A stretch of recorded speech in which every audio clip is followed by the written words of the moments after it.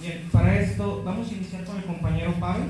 Él es licenciado en Historia por la Universidad Michoacana de San Nicolás de Hidalgo, es asesor del Consejo Supremo Indígena de Michoacán, coordinador de diversos estudios, seminarios y talleres sobre la cultura purépecha.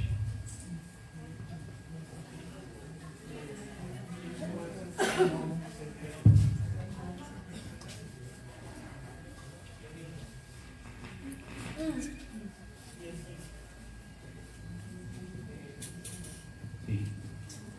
Primero, antes que nada, pues buenos días y muchas gracias por la invitación. Es un gusto, un honor trabajar siempre con las resistencias, con ustedes, con la sección 18, con todos los compañeros de lucha. Muchas gracias por la invitación. A mí me pidieron que platicara sobre el agua desde la cosmovisión del pueblo purépecha, desde la visión de mundo que tiene el pueblo purépecha. Entonces yo le voy a platicar sobre la cosmovisión purépecha del agua.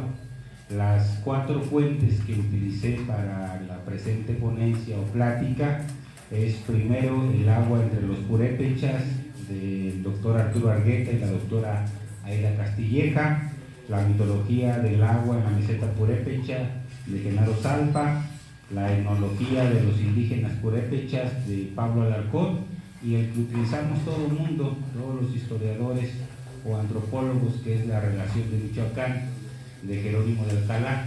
Estas son las 4 fuentes de esta plática. Quiero desarrollar muy rápido, de manera muy sintética, 6 ideas centrales. La primera es que el agua es el sustento de diversos dioses prehispánicos purépecha, que está en la cosmovisión purépecha desde tiempos precolombinos, prehispánicos. La segunda idea es que el agua es un elemento fundacional de la cultura purépecha.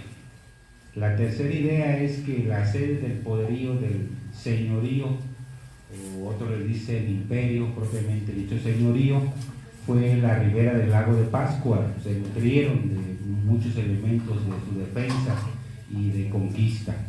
Otra más es que los lagos son elementos centrales de este señorío purépecha.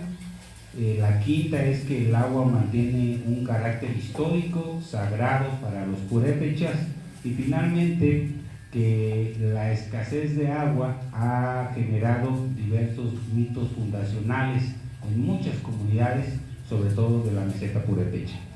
Bueno, entonces en el primer punto, diversos dioses prehispánicos estaban relacionados con el agua o con la lluvia. La primera que encontramos es Nanacuerásperi, la madre de los dioses, la madre de los dioses terrestres, la que hacía llover. Era una diosa principal del panteón purépecha. Ella mandó, según la relación de Michoacán, a los dioses a vivir a la tierra y les entregó las semillas, por lo que es considerada la madre de todos los dioses. Ella también se encargaba de mandar a las nubes y en consecuencia a la lluvia. Desde el oriente, específicamente desde Araró, donde se formaban por el vapor que salía de las fuentes termales que ahí existen. Y también era capaz de provocar sequías y por lo tanto era la causante de diversas hambrunas. Dice la relación de Michoacán que era tenida en mucho, era uno de los principales dioses. Se le nombra en la gran mayoría de todas las oraciones y discursos pronunciados por distintos motivos en las fiestas prehispánicas. Junto con otros dioses veían desde lo alto, así dice la relación, desde el cielo, o vigilaban a los seres terrestres.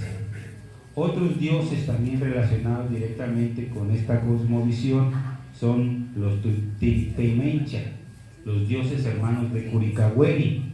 Estaban relacionados con los puntos cardinales y el agua, esta última representada por nubes de diferentes colores según su ubicación geográfica. A la vez se les identificaba con diferentes pueblos. Estaba primero Chupitireme, señor de la lluvia azul, ubicado en la isla de la Pacanda. Estaba también Tiripemi Caeri o Tiripemi Keri, el gran señor de la lluvia, de color negro y ubicado al sur, en Pareo. Estaba Tiripeme Juncapeti, el señor amarillo de la lluvia, localizado al norte en Pichátaro. Y también Tiripeme Cuarecha, el señor rojo de la lluvia, ubicado al oriente en Curíncuaro. Finalmente, Tiripeme Turupten Blanco en el poniente, localizado en Uramuco. Estos son algunos de los dioses principales y luego había otras más deidades. También durante la época precolombina existían sacerdotes que se encargaban de, dice la relación de Michoacán, mirar en el agua. A través de diversos rituales podían conocer del pasado y prever cosas hacia el futuro. Esto según su cosmovisión. Por ejemplo, en la fiesta de las justicias, varios sacerdotes se encargaban de revisar los delitos cometidos por algunos delincuentes y ahí en el agua observaban si decían o no decían la verdad, o pronosticaban encuentros guerreros o luchas entre señoríos. Mantenían un carácter sagrado. En síntesis, desde la época prehispánica mantenía un carácter sagrado. Y quisiera hacer una analogía o un pensamiento en contraparte. Cuando llegaron los españoles utilizaron el agua como una forma de tortura a Tangancón, Sinsicha. No sé si han visto ustedes las torturas que hicieron ahora acá en Oriente Medio, los estadounidenses que les cubrían la cara y les aventaban agua. Pues eso hacían los españoles, lo hicieron desde su arribo aquí a tierras michoacanas, y lo utilizaban como una forma de tortura. Fue sistemáticamente torturado por este medio Sinsicha Tanganzuan, y pues era otra visión pues que tenían. Esa es la primera idea. La segunda idea es que el agua es un elemento fundacional de la cultura purépecha. Esto lo ha repetido incansablemente el doctor Argueta y otros muchos investigadores. Los purépechas ingresaron a Michoacán siguiendo el agua. Ellos ingresaron en el siglo XII o regresaron en el siglo XII siguiendo el agua. A los lugares donde se acercaban fue principalmente donde había lagos, ríos, manantiales. Su primer ingreso acá en la zona de Naranja, pues ahí estaba la laguna de Zacapu, que después se le llamó la Ciénega de Zacapu. Construyeron su poderío en torno a lagos. Los purépechas se refieren a la lluvia como janicua, a la lluvia normal como janitzecuara para el chubasco, a los lagos Japóndaro o Japonda, a los riachuelos Itzú, Zapichu y a los manantiales Itziaru. Entonces el agua es un elemento fundacional de la cultura purépecha. Propicia y fortalece los vínculos e intercambios entre comunidades indígenas y también las impulsa a la lucha. También es un elemento central de la cosmovisión para luchar, para combatir, para defender, para resistir. Y voy a dar algunos ejemplos. El primer ejemplo más conocido es el que ustedes saben de la comunidad de Cherán, que sufrieron talas de bosques cuando se radicalizaron o cuando decidieron defender incluso con su vida los bosques. Fue cuando llegaron al manantial. Cuando le pregunta uno al maestro Trini, uno de los consejeros de este primer consejo, él lo dice muy claro, que fue cuando iban a llegar al manantial, cuando se decidieron a la lucha, cuando creció de manera muy grande el movimiento. Cuando empezaron a afectar el manantial de la cofradía. Pero no es únicamente ese caso, sino también, si se revisa la historia, en el periodo revolucionario, muchas comunidades, decenas de comunidades se lanzaron a la lucha por la esperanza de la restitución de las tierras, pero también de la restitución de los ríos, también por la restitución de los manantiales que estaban cooptados por las haciendas que acaparaban todos esos recursos naturales. Fue un importante elemento de lucha, es más, fue el elemento primordial de lucha para los pueblos indígenas durante la época revolucionaria. También, incluso si uno va más atrás en el tiempo, fue un elemento de resistencia que les ayudó mucho para poder contener o resistir ante la colonia. Recuerdo aquí mucho el caso de la comunidad de Tarejero. La comunidad de Tarejero era una especie de península y en esa comunidad fue la última que cayó, que se sometió al dominio español por su ubicación geográfica, por la cuestión de que tuvieron más espacio por medio del lago para defender y para resistir. Es pues un elemento de resistencia y de lucha. Otra idea más es que la sede de su poderío fue la ribera del lago de Pátzcuaro. Ellos empezaron a conquistar en forma de espiral. En el lago de Pátzcuaro tuvo su núcleo de poder. Había 3 ciudades-estado: Pátzcuaro, Tzintzuntzan e Iguazio. Estas 3 ciudades-estado rivalizaban con las 3 ciudades-estado allá de los mexicas. Nunca lograron conquistar los mexicas hacia acá. A través pues de estas ciudades-estado fueron conformando su poderoso señorío, y por supuesto incorporaron muchísimos elementos de la naturaleza y conocieron la naturaleza derivada de la observación.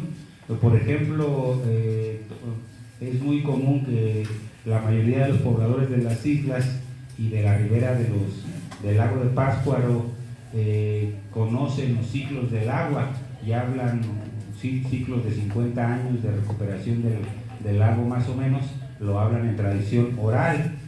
También conocen las oscilaciones de los ciclos lunares y la influencia que tiene la pesca, y pues podemos decir muchos elementos. Conocen pues la naturaleza muy bien. La cuarta, me estoy yendo rápido para ajustarme a los tiempos, es que los lagos son elementos centrales del señorío purépecha. Actualmente la cultura purépecha es una de las más importantes, consideradas como culturas de los lagos. La segunda, la primera es la de los Matlacinca en el Estado de México, por su interacción que tienen con los lagos y los ríos. Recordemos que en tiempo prehispánico, colonial y aún ahora con todos los contaminados que están, hay 4 lagos: el lago de Pátzcuaro, el lago de Cuitzeo, el lago de Chapala y el lago de Sirahuén. En torno a esos lagos estaba su poder y tenían su forma de vida, su modo de vida. Este modo de vida a veces se ha ido trastocando por el capitalismo feroz. Por ejemplo, en la ciénaga de Zacapu, que actualmente se le llama ciénaga, era una laguna y fue mandada a secar por Porfirio Díaz. Cambió totalmente, radicalmente su modo de vida. Su modo de vida era como era en el lago de Pátzcuaro, era similar, y ahora actualmente se perdió totalmente. Empezaron por el idioma, por la cultura, por diversas cuestiones, y se ha ido deteriorando. Cambiaron su modo de vida. Mantiene un carácter histórico sagrado. Los pueblos indígenas, no solamente el pueblo purépecha, sino todos los pueblos indígenas, tiene el agua una cualidad sagrada que está casi ausente en el pensamiento occidental. Y por último, la escasez del agua ha generado la creación de diversos mitos fundacionales. En muchas comunidades, sobre todo de la meseta, hay muchos mitos. Contrario a lo que se puede observar, en la meseta purépecha tiene uno de los consumos más bajos del agua del mundo, 12 litros por habitante al día, que es cercano al valor mínimo indispensable, que son de 8 litros. Entonces, en la meseta purépecha hay mucha escasez de agua, y esto ha generado la creación de diversos mitos fundacionales, sobre todo de cómo encontraron el agua. Son una serie de diversos mitos que varían muy poco de comunidad en comunidad, pero que básicamente refieren a que mujeres andaban buscando agua, fueron siguiendo un colibrí, después de seguir el colibrí encontraron el agua, y al final resultaron muertas, y gracias a ellas pues es que hay agua, con diferentes variantes. No quisiera extenderme o usar del uso de la palabra. Yo con esto terminaría comentando de que también la cultura purépecha o los pueblos purépechas pueden enseñar cómo combatir el cambio climático. Hace poquito ustedes vieron en los medios de comunicación que se descubrió, entre comillas, la zona arqueológica de Angamuco, allá en el lago de Pátzcuaro, que decían que era más grande que Manhattan. Y lo que no saben o lo que no dicen mucho es que esta investigación es financiada por el gobierno de Estados Unidos y ayudada por la NASA para observar cómo ellos en un ambiente hostil lograron adaptarse, lograron luchar contra el cambio climático. Ese es el objetivo central de esas investigaciones. Muchísimas gracias.